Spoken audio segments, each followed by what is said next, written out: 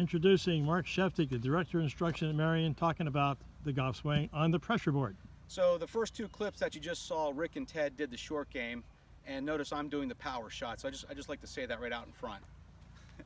But I'm going to show you something that I do a lot on how I teach the pressure board and sequencing the timing on how to achieve, power, how to hit the ball a little further. So what I see happen that a lot of good players do, and notice I said the words a lot of good players, not everybody, but something I see a lot of good players do. Number one, they get stable, they get in the right stance width, get themselves stable. So a lot of times when the lead arm gets the parallel on the backswing, that left board's already shifted. So I see a lot of people with an early load in their trail leg. Now that load is done with rotation, not a sway.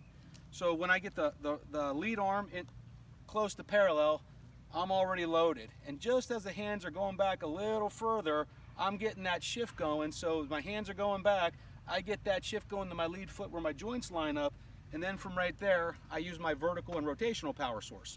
So I'll grab my rod here, shift it back, push down, shift it forward. I do a lot of training like that, and then what I'll do is I'll actually hit live shots on the pressure board working on that sequence where I shift, press, and go. So if I hit a shot, it'll look like this. So again, the reason why that ball went dead straight, I hit at max distance, is I didn't force my arms down from the top.